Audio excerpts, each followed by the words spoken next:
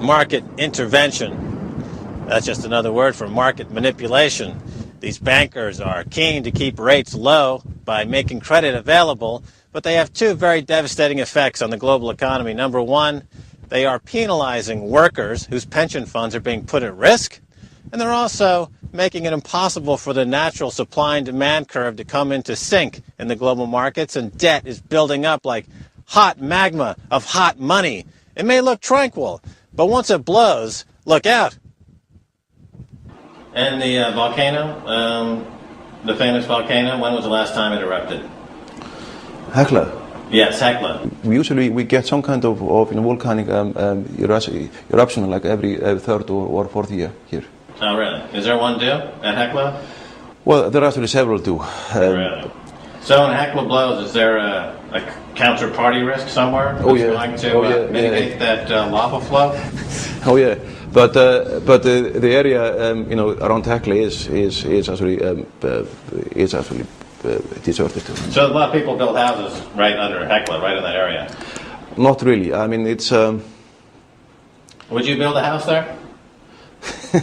I haven't really looked at the area. It's not my. Given the risk that the volcano could blow, would it be a good idea to build a house in the foothills of Hekla? I see that you have a very good practice in those questions, actually. No, not really. I mean, most of the volcanoes in Iceland, they're actually on. You know that the Iceland is actually situated on the ridge between. Are you going to tell me that the volcanoes are not dangerous?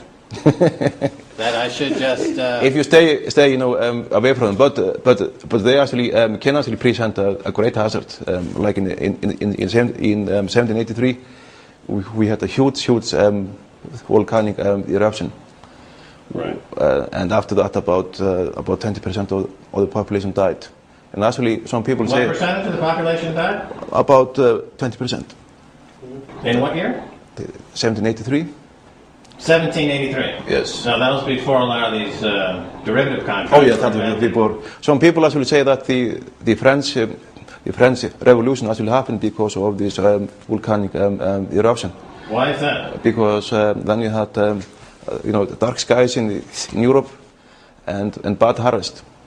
Would the people in Europe you think the people in Europe would ever want to revolt again if they thought that their banking community was treating them like feudal lords and catering to speculative, buccaneering interest rate arbitrageurs instead of maybe servicing their needs as a democratic people?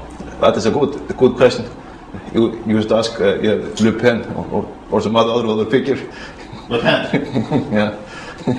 Financial analysts and bankers argue that the financial carry trade must be allowed to continue because we almost enjoy the wealth and asset appreciation that it creates. But the wealth and asset creation is the result of massive yen carry trade. So their arguments are specious at best, and it's doing a lot of damage along the way to the workers, the savers, and the global economy, which is exposed to way too much risk. Our view is simply that the central banks of the world have been putting off the day of reckoning. Their interest rate environment has enabled them to sustain this. The buying up, for example, of US debt has been a key component, the key pillar globally of these imbalances that have emerged.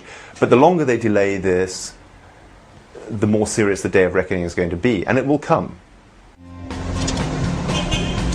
Well, here we are back on a high street in London. What did we learn from all of this? Well, what we know is that the Icelandic krona is the global financial currency of the month, the flavor of the month club. Hot money in, my guess is going to see hot money out. Thailand, remember that in the late 90s? Didn't last.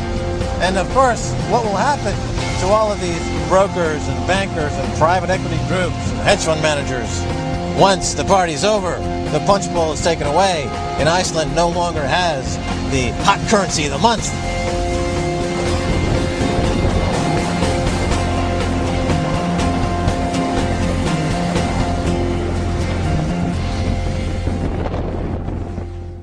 And that was Max Kaiser from Iceland. Do you believe that the global financial system is stable, or do you worry that few of us really know what's going on in the financial world? Either way, we'd love to hear from you on aljazeera.net/English. That's it for the program. Until next time, goodbye.